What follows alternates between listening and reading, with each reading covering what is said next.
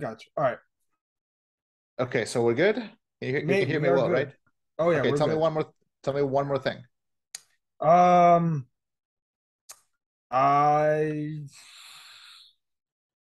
I like the movie Smile. Shut up, bitch. Okay, we're good. Jesus Christ. Was that Chris Jericho? Shut up, Wait, bitch. wait, one more time. Sure. Shut up, bitch. The Rock. It's the rock. The Rock. Okay. Okay, all right. So I think that's a good start. All right. We are welcoming back the soundboard on this episode because I feel like it made sense. it's not hey, Okay, it sounded good. sounds good. Hell yeah. Okay, so you said that you liked the movie Smile, right? Oh, I did enjoy I very much enjoyed the movie Smile. Okay, because I didn't. So I believe it is the right time to play this Let's get ready to. because we're gonna have a disagreement episode today. For All once. right. For once, I think it's kind of necessary. So I think we can start. I don't know if there's anything else you'd like to add. Well, okay, I have an idea. You know how we normally have opening bits? I don't have an Yeah, opening yeah, bit, but yeah. I have an opening question. Okay, you have an opening question. Go ahead. Have you ever had anyone judge you for like your taste in film? That is what we do here every week. No, but like in a negative way. Yes, definitely. Okay, can you name one example and I'll give you mine? Okay, mostly anime stuff, I guess. It's not even that I bad though. guess. I know it's not even that bad, but it's like a friend that was like, you're fucking weeb. But I guess it's not like the worst, but I think it's the only one that I'm thinking of right now. Yeah.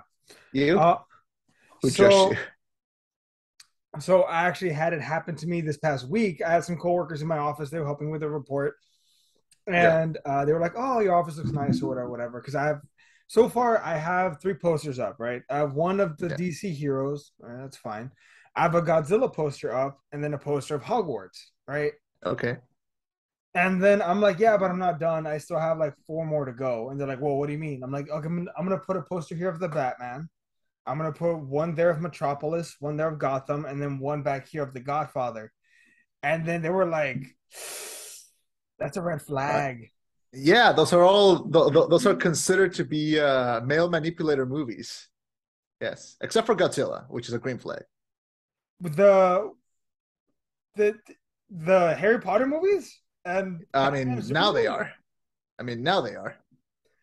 But no, okay, they were judging me on the Godfather one. They were like, any guy that likes that movie is a red flag. I'm like, Yeah. why? This is an ongoing thought in like film Twitter and like in the film sphere. Yes. But why? I don't understand.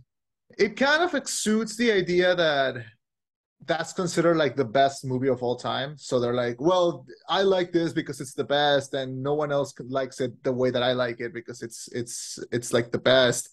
You probably like looser movies, like I don't know, something else. I don't know.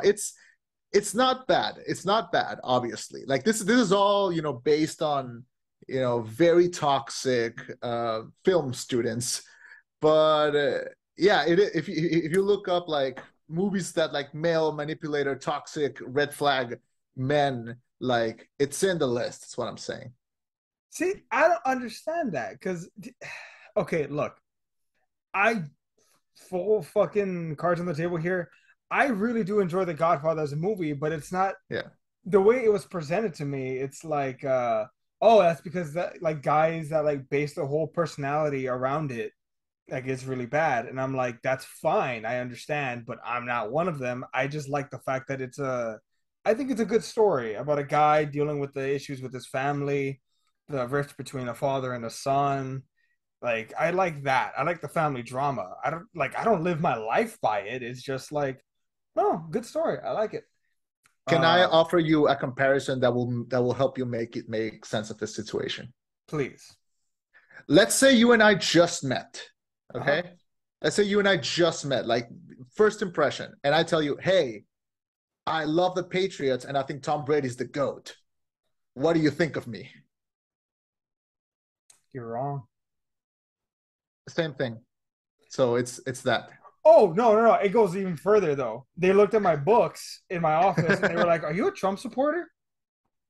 Why? Because I had one book in there called The $100 Startup. Yeah, toxic male manipulator book. Why? It's just talking about people. It's cases of people that started a small business with very little money. Like they just like, Yeah. hey, this is how we were able to do it. It's a case study. It's a case. It's a just a book full of like 20 people that like I started a mattress business. Here's how. Or hey, I started Look, a. I don't understand. I just look, knowledge.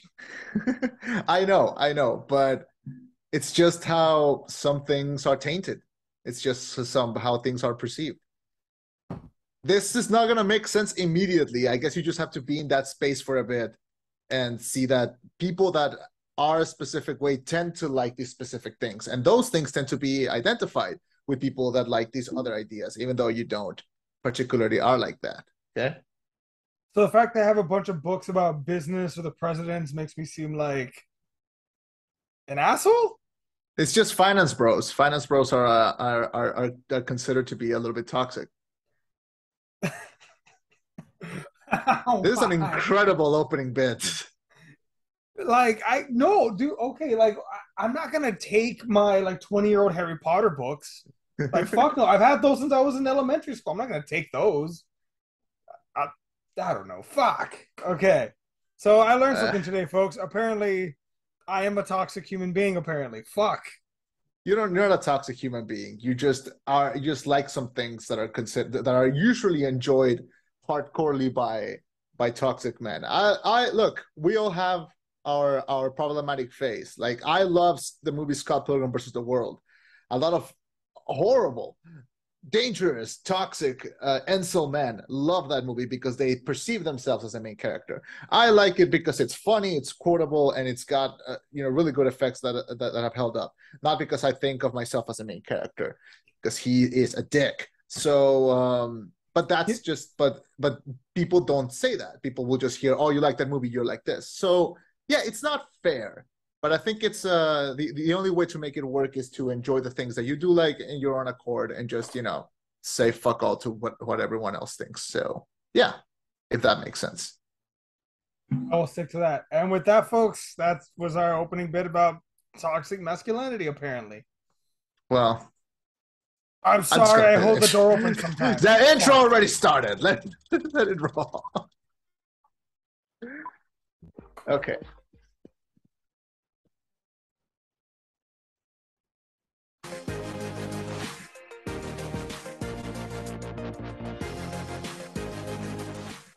Thank you for welcoming us into your headphones. My name is Chema, And I'm Eddie. reviewing Smile, and this Is the is rollback. the rollback. Once you see it, it's too late. After witnessing a bizarre, traumatic incident involving a patient, Dr. Rose Cotter starts experiencing frightening occurrences that she can't explain as an overwhelming terror begins taking over her life. Rose must confront her troubling past in order to survive and escape her horrifying new reality. So we have a new horror movie that came out this year called Smile, directed by Parker Finn, his first movie. It stars Sosie Bacon, who I've never heard or seen before, and apparently she's the daughter of Kevin Bacon. So that's neat. And stars other people like Carl Gallner, Caitlin Stacey, Jesse T. Usher, and Cole Penn. So we have an interesting movie because it's an original horror movie. And we said, yeah, a quote unquote original. I mean that it's not based on another source material. You said you like it. I am conflicted on it because I think it does more things that I don't like than things that I do like. So let's get ready to rumble. What happened here?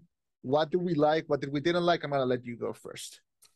Well, okay. So should we start with all the compliments before we get to the complaints? Sure. I mean, I really appreciate the fact that it was different. It was restrained. It was scary when it was scary in light touches. It felt like the director was really like, okay, how can I make this scary without it being like just another like boom pop-up scare? Like there was one scene where I think right after the patient kills themselves, we have the doctor, Dr. Rose. She's in her office. I mean, in her home. She's just looking in the dark, and you clearly see in gray the girl smiling, but Yeah. she doesn't move. She doesn't rush you. She's just there, just watching, and like that creeps you out. That scares you. Like restrained is what I really appreciated. The family dynamics of like always having that ugly conversation, which I used to say never happened, and now I think it's happening all the fucking time. The hereditary conversation of like your Mhm. sister's dead because of you. Well, mom, if you didn't make her, you know that ugly conversation. Yeah. They had that here with the whole like you're fucked up because of mom and our family and blah blah blah blah. You weren't there to help. You abandoned us, and I like that it does all of that. There is a family line through line in this. Um, no, I like the movie, and Rose is, to me at least, a very likable character. At the very least, she's a protagonist that you can root for, and I rooted for Mhm. her all the way until the end. Mhm. I mean, yeah. Okay. Okay, so that's your pros, right? Mhm. Yeah.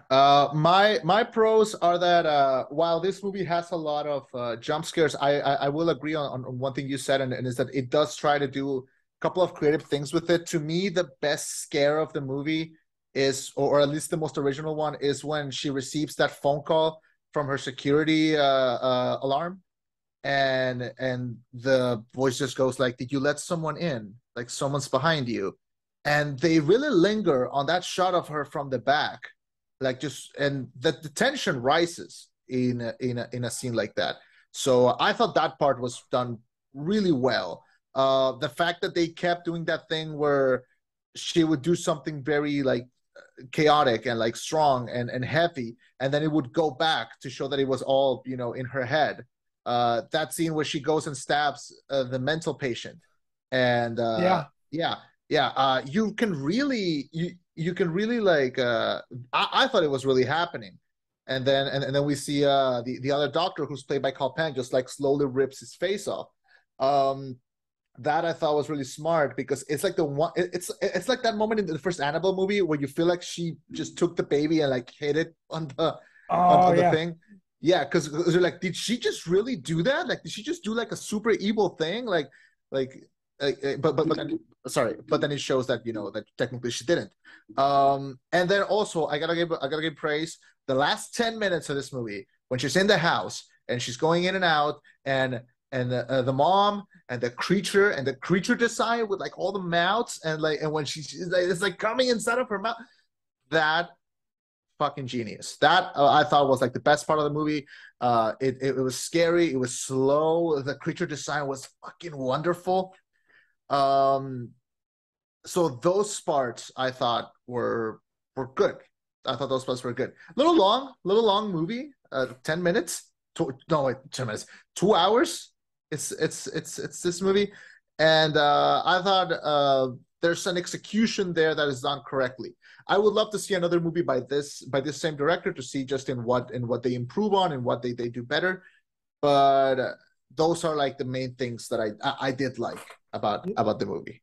Okay. I do want to comment though. I don't know if we were going to comment on the end already, but I want to comment on the end down. Yeah. The Okay. last 10 minutes from where you think, and that might be the one thing I didn't like about it, and I think it's the one thing you don't like about it either, Mhm. is the creature design was legit scary. Like the Yeah. initial design, I'm like, oh shit, okay, like let's do this, I guess. Let's You want to fisticuffs, you tall son of a bitch. Uh that's the thing I always measure is, can I beat this guy in a fight? Like, can I like if I that sounds really stupid. Look, if I'm in the situation, could I win this? Yeah. Jason Voorhees will kill me. Freddy Krueger can kill me. I think I can take Michael Myers.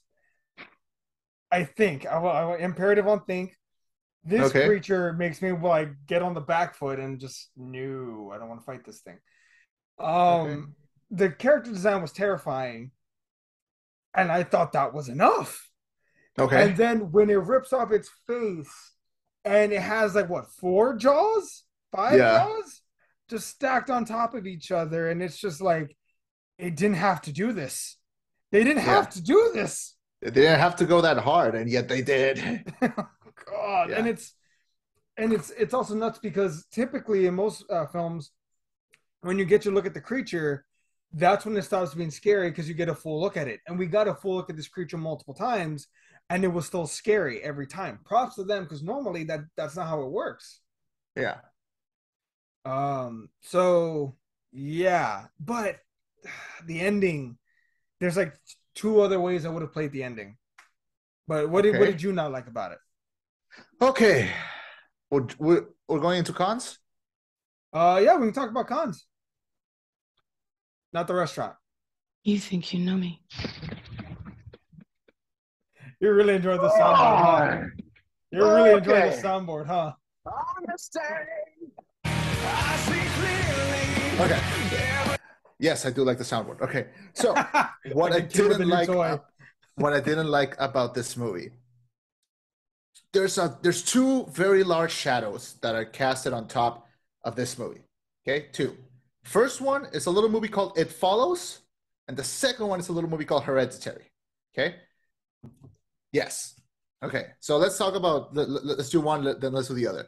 The thing with It Follows is that its basic concept of an entity following you and it being passed on. Sure, sure. Let's say It Follows was not the first one to do it. It is the prime example. It is the movie that like we all see like, oh, this is like the modern horror movie that did this concept and executed it perfectly. But also, it was subtle. It was quiet. It had a lot of factors working in its favor. You couldn't really tell on what era it was happening. It could be in the 80s, it could be in the 90s, it could be right now. Um, there's so much subtext and so much like things that can be interpreted from it in a subtle way. Like the movie could easily be about STDs, or it could be about growing up, or it could be about a lot of things. But it doesn't tell you directly. It lets you interpret it by what is happening. And then when it ends in like a note where you know that this is gonna keep happening, but at least the main character is safe. So I like that about It Follows. And sadly, any movie that tries a concept similar to that will be compared to it. Okay. Now, when it comes to Hereditary, it's kind of like the big modern horror example. Like it's the new classic. It's like the new thing that like will inspire future horror creators. Like it just is. Okay, it's a movie that sadly I think will not be replicated, it's going to leave a mark. And there's one scene, specifically the scene you mentioned of like when she gets to the house and she sees the lady smiling in the dark, and then when she turns off the light, it's gone. That is a scene from Hereditary, like not paid reference, not reference. No, it's copied, it's lifted. It's literally the same scene, and it's the scene of like when she gets back from the funeral and she sees her mother standing there. It's the same goddamn scene. And I did not like that they lifted the same. I mean, referencing it is one thing, but lifting it, come on, man, come on. So that I didn't like. And also the other thing that I don't love about Smile, and my other big thing, is that like what I mentioned about It Follows, and that also happens in Hereditary, is that the movies are clearly trying to tell a message and display an emotion, and they do it through the story and through the characters. In this one, there's a scene at the end where where Rose is talking with her mom, or at least like the entity taking the position of the mom, and they kind of spell out the message, like oh, this is all happening because you saw me dying and you didn't do anything. Well, it was not in my position to carry it because I was a child, and I shouldn't have. Like, my only responsibility is to be a child. I will not carry with this grief anymore. Like we're supposed to interpret that. We're supposed to write about it in like blogs and reviews and interpretations. The movie is not supposed to spell it out for us. It's not fun when it does that. Okay. And I think It Follows and Hereditary work that through it. And I don't like what they did here by just spelling it out for us. What I'm trying to say in layman's terms is that That's not a joke, Jim. yeah. So so that's what I'm trying to say. So there's a couple of other things that I didn't like, but those are my main big things. And while they don't destroy the identity of the movie, and they don't hinder my enjoyment of it or anyone else's enjoyment of it. It is there. It is always there. And it's kind of like a dead pixel on a screen. Like I cannot not focus on it. You know? Mhm. Am I making sense? No, you're not wrong. I mean, I think I made that joke in when I did the video review of like it follows with a tinge of I think Hereditary. Or I'm Yeah. not sure I made that joke with like a sprinkle of Mad Max on it. Witness me. Yeah. Yeah. So you're not wrong. Like it's a very similar thing. Mhm. Instead of it being an STD, it's trauma. Yeah. Um, see, I'm surprised that we have two very different issues with the film. Yeah. So Um, what's your big issue? What do you What the rock is cooking? give it to me. Give it to so, me. so am I the Rock in this? I guess. Am I Black I, Adam? I guess I was the Edge, and you can be the Rock. Go ahead. Why didn't that match ever happen? That would have been a great match. Rock versus Edge. Fuck Roman Reigns. I want to see the Rock and Edge at WrestleMania 39. Okay, so for me, Yeah. my big issue. So this goes into my whole interpretation of this. It seems like this creature is supposed to represent trauma, right? A physical manifestation of trauma to everybody. Slightly different to every individual, but nonetheless, here's her trauma in physical form, right? Yeah.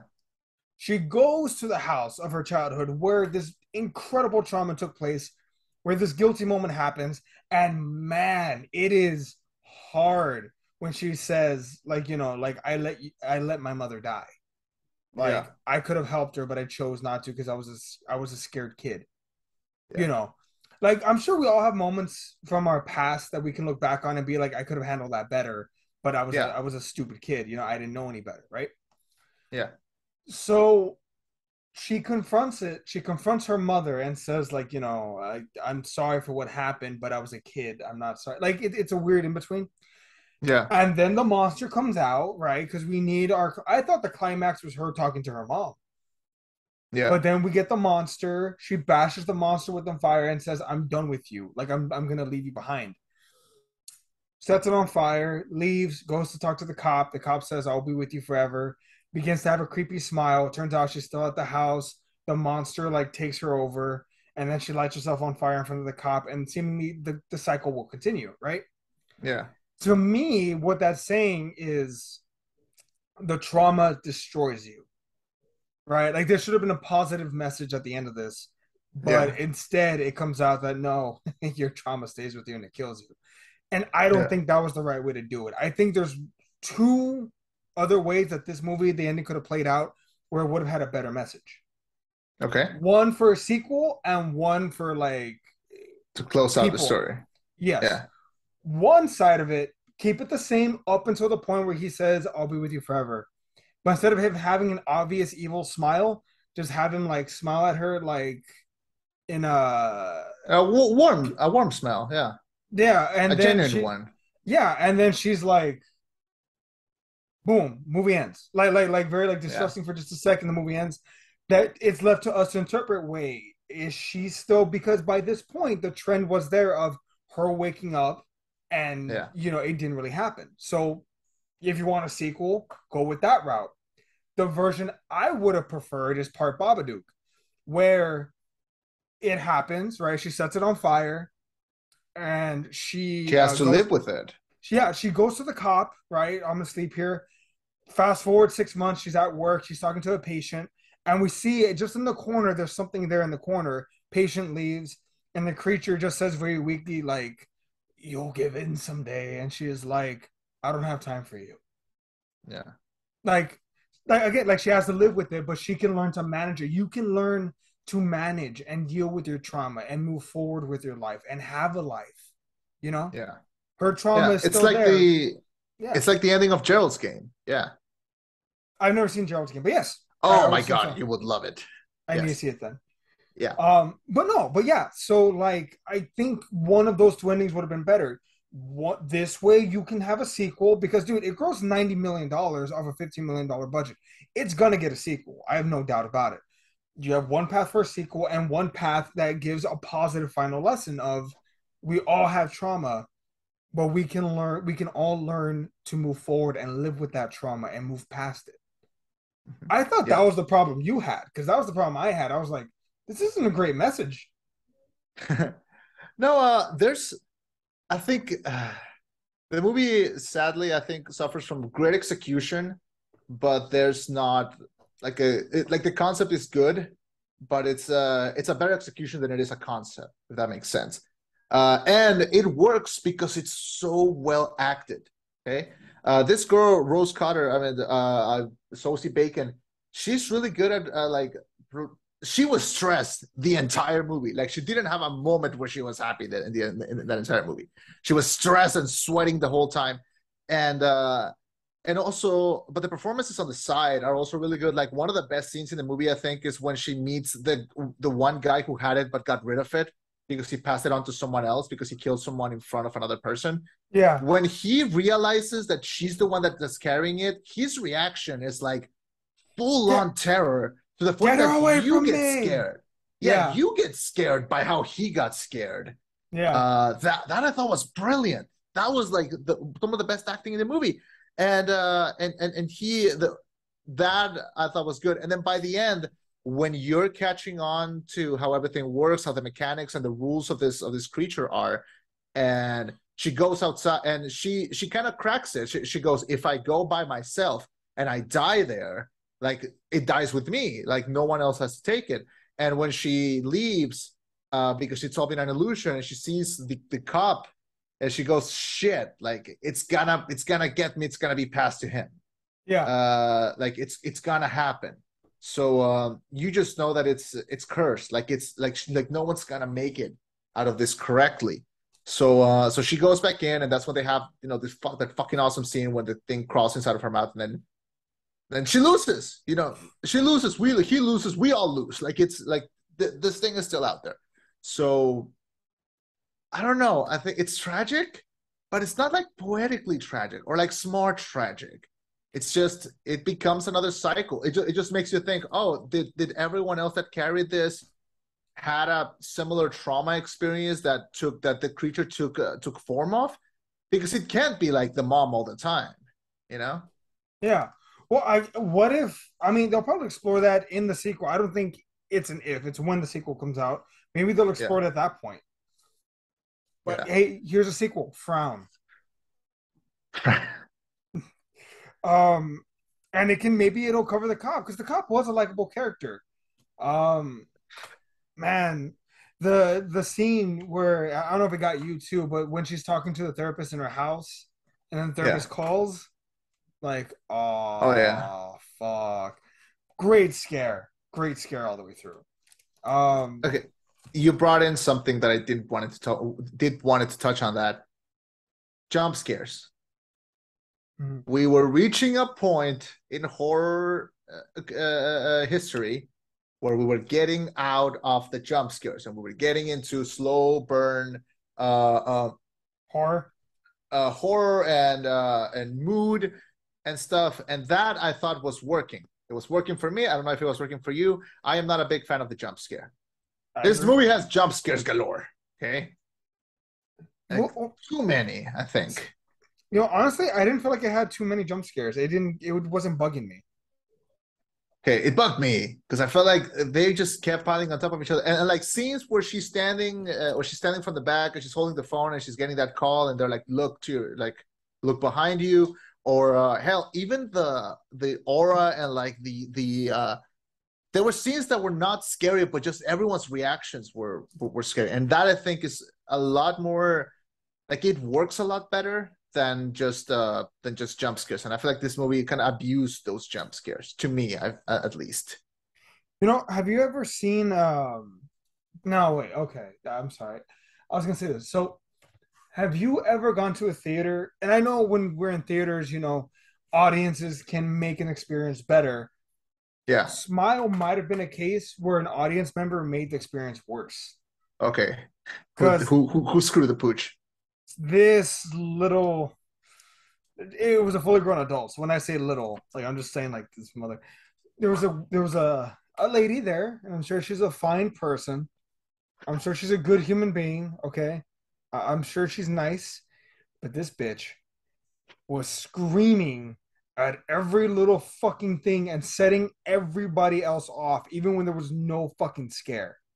Okay. For no fucking reason. To a point where I legit looked and I stared in their direction for about 30 seconds to see where the fuck's the camera. Because they have to be recording this for YouTube. This is bullshit. Like, there's no way, there's no reason to scream when we've seen this scare in the trailer 10 times. Like, bullshit. Of the head. Yes. But she was also screaming when she walked out. Like, you're going to scream 10 seconds before the scare and then at the scare, and then after the scare? Really? Really? Like, ugh. I'm sorry. I took up a whole minute of this podcast, but I had to get that off my chest. Fuck this. Look, I'm not going to judge her because that could have easily been me. No. You know how I do with horror. No. Just, I will. Wait, okay, let me ask you this. Do you scream for no reason during a horror movie? Not with no reason, but I'm very jumpy, you know? No, this was not she's jumpy. This is for no reason. When the kid opens the box and finds out it's a dead kid and she screamed. Okay. Which also, fuck, that made me immediately go, oh, the cat's in the box, isn't it? The second he got his gift, I was like, really? I knew it first. I knew it immediately. I was like, ah, shit, the cat's in the box. I did not see it coming, like, at all. Because when the cat went missing, I was like, okay, we're gonna find the body somewhere. And the second, oh yeah, a birthday gift. Oh, I know what happens here. And so, what do you think? Who should get hit in the sequel? The kid or the cop? Oh my god! I mean, the cop already has it. Maybe he gives it to the kid. What if the kid does it at school? Oh my god! And then we don't. And then there's 24 kids now with all this trauma. I feel like there is space to develop the concept. You know, remember how Alien, the sequel, is aliens, and it's just the same thing but with more aliens. Yeah, I think you can develop this. I think you can add more to it. I see this movie as like, okay, it's good, but it could be better. And I'm not. And you know me. You know I'm not usually the guy who's like, yes, let's make a sequel to this. This one I think could benefit from it. Let's see. Bring the same person who directed this and wrote this, and see what else they make it poppable, make it heavier. And if you do, I don't think I would not mind coming in and be like, you know what, Smile 2 was fucking great. Smile 2 was better than the first one. Smile 2 is one of the new modern classics. But I will not know until that movie is done. Until then, I find this movie, I don't know. I smell pointless. I don't know. Kind of. I don't know. It's just, I don't know. Not great. Not wonderful. It's good. You said the audience made it worse. My audience made it better. I was in a full theater, and everyone was reacting in the right ways, and everyone was screaming in the right moments, and that I think elevated the enjoyment, because this is the first time in a very long time that I drove back from the theater to my home, which is not a long drive, and I could feel it, the weight in my shoulders the entire drive. Yeah. And I don't think it would have happened if I hadn't enjoyed it as much as I did with the audience. So that at least was a good experience, and that's why I like watching horror movies in theaters, because the audience makes it a little better. That's so yeah. What are your final thoughts on this one? It's good, not great. It's I gave it a, what did I give it? I gave it a 3 stars, I think. I gave it 3 stars. It's on my favorites of the year. It sits like above Lost City, but below Hocus Pocus 2. And it's fine. I'm glad we got an original horror movie, but like, if you ask me to watch something like X or this, like, I'll watch X again, you know. But this one I think is a little bit more. I think more people will watch this. You know, so it's very widely available. Yeah. When they do a sequel, are you up for watching it? Yes, definitely. All right. Well, there you go, folks. For Chema's locked in. When we get a sequel, we'll be covering it here on the Rollback. We'll be here. You were about to call me Fernie, weren't you? Just for a sec. I'm sorry. No, it's okay. I cannot wait to use this on Fernie. bitch. I'm gonna use it on him. Any chance that I get. What is he gonna do? Fight you, maybe? Shut up, bitch. What is he gonna do? I want to hear him try. What are your final thoughts? Solid film, a different take on a concept you've seen before, but it was a good take on it. I just wish they would have gotten more creative. I wish they would have been smarter with the ending because there were so many other ways that they could have played it. I understand, but I wish they had gone another way. All right. What would you score? A? No, that's way too high. B. Not a B minus, just a B. Just a B. All right. It's better than good, but standard, yes. It's not world That's breaking. yeah, no, it's not. But it's gonna get more money than something like X. So Oh, I mean, by a it's not mile. bad. Well, I mean, it's on the verge of breaking $100 million. So, like, I'm pretty sure we're gonna get a sequel off it. If anything, I hope people, if they see this, I hope they go like, oh, I watched this. Oh, it follows. It's similar. I'll watch It Follows, just so we can get more attention to It Follows, because even though it's good, it deserves more attention. All right, I guess that should be it. I wanted to cover one more thing, but we could save it for like after we do the closing. Because I have an idea that I wanted to. You know what? We'll just get to it now. Yeah. I was talking with a frequent guest of the show, Jim. And Jim had a good idea, because Jim wanted to convince me to watch the new Dragon Ball movie, the Dragon Ball Superheroes. And I said no, because even though I am a weeb and I am Mexican, which usually equates to having an undying love for Dragon Ball, I am not a fan of Dragon Ball. I never got into it, and I never really flashed into it. But Jimmy wasn't either. Jimmy got into Dragon Ball very late into their lives, and I had an idea. I wanted to take you versus Jimmy in a video in an episode where you get to just clash about your ideas about Dragon Ball, because you two have very different ideas on it, and I just want to see how that goes. And I just wanna I don't want to have opinions. I just want to come in, maybe play some sound bites, and just moderate and see what happens. What do you think? Completely fucking down. Let me ask you this though. Is there going to be questions of like who's the strongest and we're going to argue? I don't think so. I think it's going to be a little different than that. Okay. All right. You know what? I'm fucking down. I'm down. If Jimmy wants to get jobbed out on the rollback, I'm down. Sounds great. Well, that is okay, and it's great because I get to use this sound next time on Dragon Ball Z. There we go. So, all right. So that look forward to that. My name was Chema. I've been Eddie. And this was the Rollback.